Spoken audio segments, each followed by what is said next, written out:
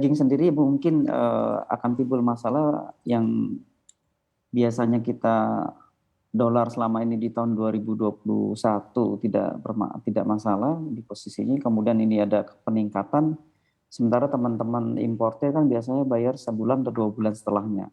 Sementara barang sudah terjual, jadi yang terlihat adalah margin daripada profitnya akan terimbas, itu yang pertama. Terus yang kedua, untuk penaikan harga kita lihat sendiri dari negara ekspor sendiri belum saat ini melakukan peningkatan harga pada produk tertentu. Jadi kita lihat untuk penaikan harga mungkin memang hanya disebabkan oleh kenaikan kurs daripada USD ini. Mungkin dalam 1-2 bulan ke depan seperti Rabu kemarin sudah ditetapkan harga acuan daging sendiri itu untuk daging kerbau itu 80.000, untuk daging sapi di 95.000. Mungkin akan terjadi pergerakan kenaikan harga di daging sapi dari 95.000 kemungkinan di posisi 100-110.000 kalau memang terjadi peningkatan dolar yang cukup signifikan. Baik, profit terimbas tadi Anda sampaikan, mungkin sudah ada hitung-hitungannya seperti apa? Biasanya margin net margin importer di antara posisi 10-12%. Ini bisa tergerus kalau misalnya kenaikan daripada di posisi mereka rata-rata menghitung di posisi 14.3, 14.5 dolar, 14.300, 14.500. Sekarang di posisi 15 sudah ada peningkatan kurang lebih 1,5%. Itu otomatis margin dia hanya tinggal di posisi 4%-an mungkin. Baik, dengan margin 4% ini apakah bisa bertahan untuk mungkin perusahaan-perusahaan yang berada di Aspidi? Agak berat, terutama untuk logistik, karena teman-teman kan mendistribusikan di seluruh Indonesia ya. Jadi terlihat agak berat nanti dengan margin sebesar itu. Dan Baik. mungkin tidak ada pilihan lain kecuali dia harus menaikkan harga. Lihat kondisi saat ini belum mencapai resesi di Amerika Serikat, tapi juga efeknya sudah mulai terasa. Tadi Anda sampaikan margin sudah tinggal 4% begitu.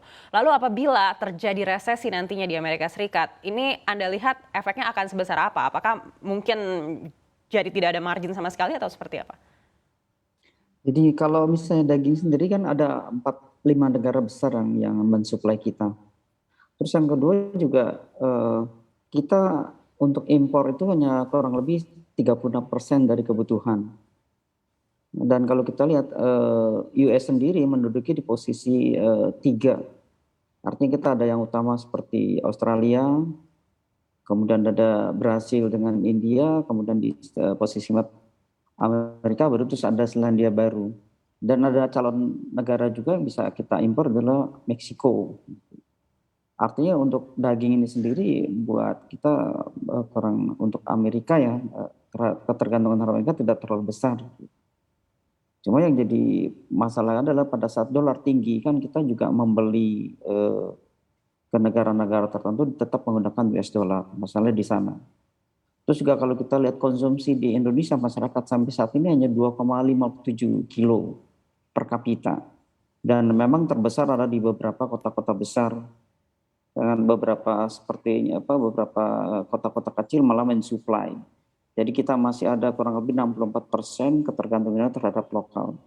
Kemungkinan dengan adanya PMK sendiri, kita lihat bahwa harga daging sebenarnya akan mengalami penurunan karena suplai yang besar.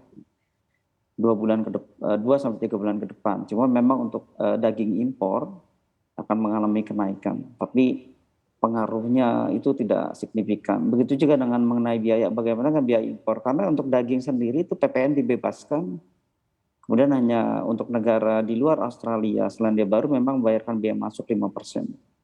Kita melihat sih impact daripada daging memang hanya di posisi kurs saja, kenaikannya signifikan akan berpengaruh, tapi mungkin ada adjustment daripada harga